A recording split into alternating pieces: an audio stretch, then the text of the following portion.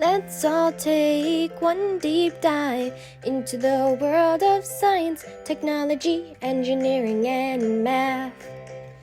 Get your safety goggles, 'cause we're making things explode. Science is so fun, so let's take it on the road. Meet a young scientist just like you and learn all about what they do. We'll even learn science that's in the news through one-on-one interviews with SCFGLive and friends. Experimenting never ends. Now let's see what's in store. Just press play and get ready to explore. Ho, ho, ho, ho, hey, hey.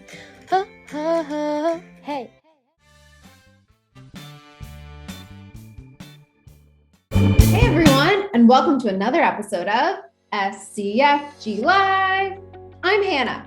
And I'm Francesca. And we're so happy to see all of you young scientists there today. Today we're going to continue our celebration of BEAM, Black Energy Awareness Month, by exploring the amazing world of electric vehicles. Woo, electric vehicles. I always wanted to learn more about electric vehicles. Great, because in today's episode, we're going to take a closer look at how electric vehicles are made, how they use electric energy instead of non-renewable energy resources, and we're even going to be able to design our own electric vehicles. It's going to be awesome. But first, let's hear from our good friends at AABE, the American Association of Blacks in Energy, who are helping us to celebrate BEAM. Hi, my name is Greg Bruton, Secretary of the Greater Boston Chapter of the American Association of Blacks in Energy. Welcome, and thank you for tuning in each year in the month of October as AABE celebrates BEAM, which stands for Black Energy Awareness Month. During this month, we highlight the contributions of people of color in the energy industry. Today's word of the day is going to be electric vehicles. An electric vehicle is a vehicle that uses electricity for power. This was actually one of the first kinds of transportation that did not use horse or human power. There's actually been more electric cars than fuel cars back in the 1900s, but gasoline and diesel fuel became more common. Now we are refocusing on electric vehicles to reduce pollution caused by fuel cars and use less gasoline. Right now, there are a couple different kinds of electric vehicles. There is fuel cell, which makes electricity from hydrogen. It is common because it is found in water and natural gas, but hard to store and is very expensive. There's also solar cell, which uses the power of the sun for electricity. But the sunlight that lands on a car is not enough to make the full-size car move very fast, and you can't use it at night unless you have storage and battery. Some more popular types of electric vehicles include battery electric vehicles, sometimes called BEV. They get their energy from an electric supply, sometimes like a normal wall plug, like in a house. There are also hybrid cars, but they're not true electric vehicles since they not only use electricity, but also gasoline. Other types of electric vehicles include trolley buses, trains, some high-speed rails, and even some electric bikes and motorcycles. There's some great advantages to electric vehicles. They usually are very quiet, they don't have a smell, and there's no pollution from the exhaust gases. They can even be used indoors. Oil for gasoline and diesel is a limited resource, or a non-renewable resource. It will not last forever, and it is becoming more expensive. If the electricity for a battery electric vehicle comes from a renewable energy source like solar energy, wind energy, or hydro energy, which is water, then it will not produce as many global warming gases. But there's still some disadvantages and things that scientists need to work out for the future. The batteries don't store a lot of energy, and they're large and heavy, so the vehicles usually cannot go very far. It takes a long time to recharge a battery, and sometimes many hours. Good batteries can be very expensive, and all batteries need to be replaced after a while. Most electricity in the United States comes from coal or natural gas, which is a non-renewable energy source.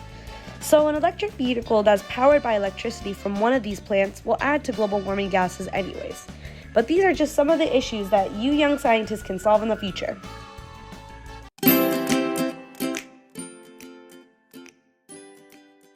Today we talked a little bit about how electric cars or electric vehicles work, are powered, and we talked about it, but we didn't really get to see it. So for today's experiment, we're going to build our own electric vehicles and see the components inside them so that we can really understand how the power gets from where it comes from to powering all these vehicles.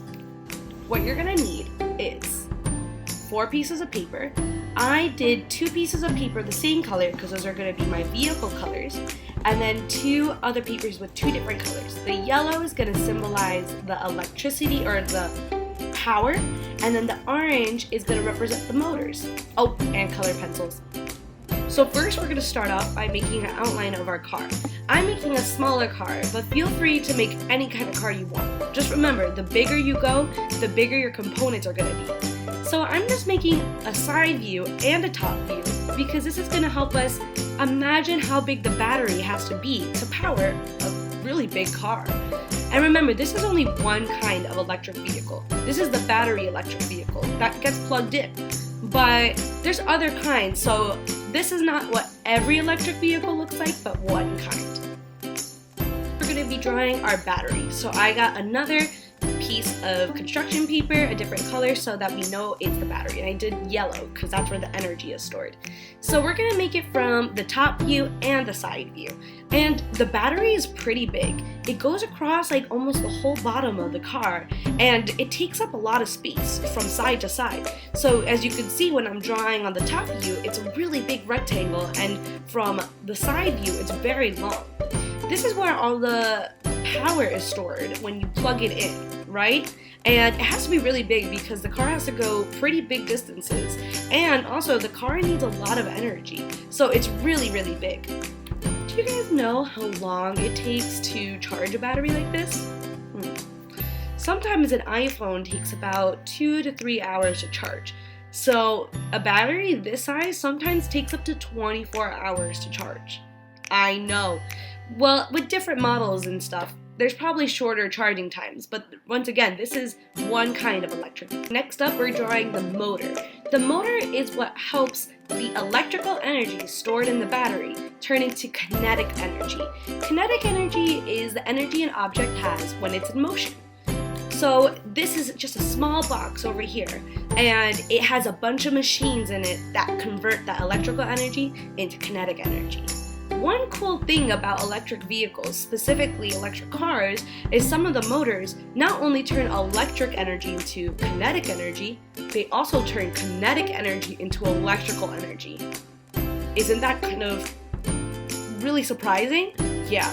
So it does that when, when a ball is rolling down a hill, does it need any help going down the hill? No. But it does have all that kinetic energy, the energy it has while it's moving, and it's going down. This is the same thing that happens with a car. When a car is going downhill, it doesn't need a lot of energy to power to go downhill. So instead, the motor takes all that energy, that kinetic energy, and turns it into electrical energy and saves it for later. Wow, electric vehicles are getting cooler and cooler the more we learn about it. Finally, I added a steering wheel and some wheels over here. The steering wheel is going to help us drive the car, and the wheels are going to take us where we need to go. So we also talked about other electric vehicles, and there's one electric vehicle that doesn't have a battery inside, but is connected to wires that get power from the grid itself. So we're going to draw a trolley car today. It's different, but it's good to know all the different ways that electric vehicles can be powered. So first I'm going to start off by drawing the outline of the trolley car over here. And I'm trying to take up the whole space because trolley cars are really, really big. Next I'm going to draw where the power comes from on this yellow paper right over here. And usually there's a couple of poles that are around the trolley track. So the trolley goes on a track, and on that track there's also all these poles that connect to the electrical grid, and that's where the power comes from.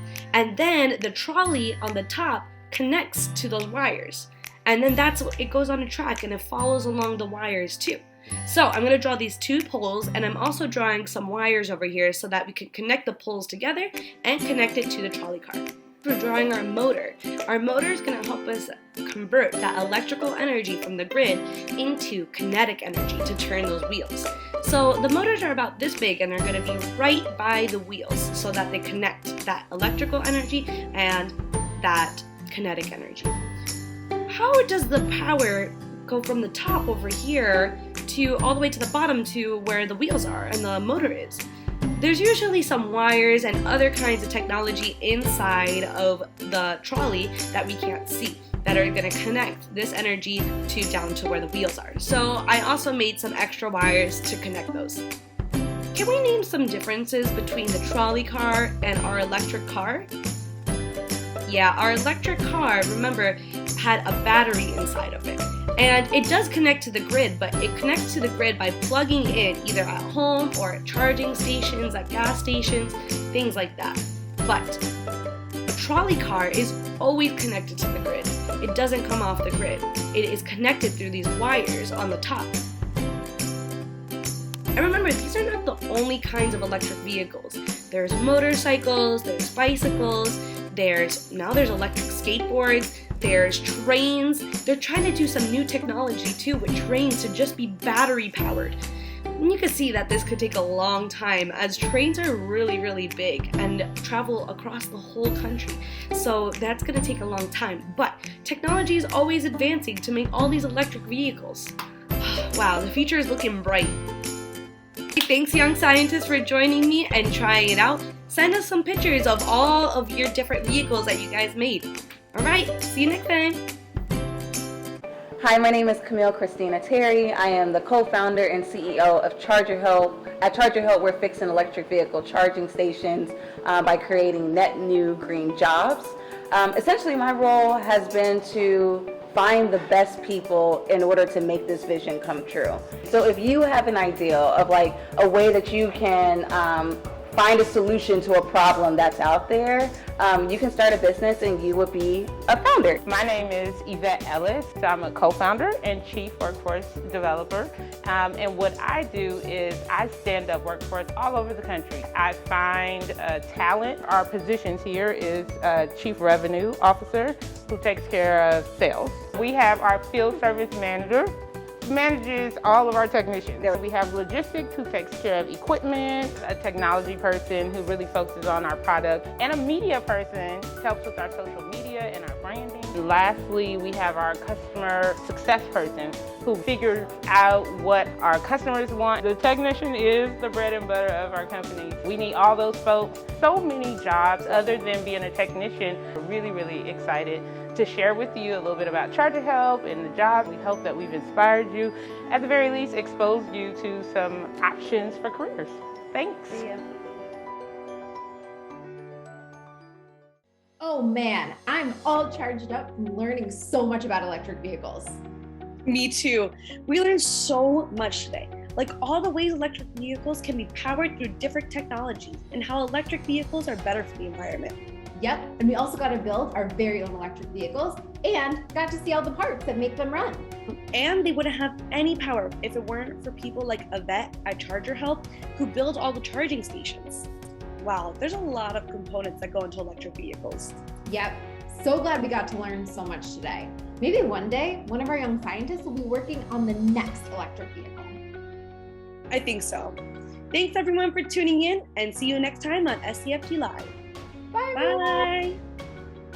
This episode of SCFGLive has been brought to you by National Grid, who supports Science Club for Girls' mission in making STEM exciting and accessible to all. Both National Grid and Science Club for Girls support girls and women in STEM and are working towards making STEM more diverse, equitable, and inclusive.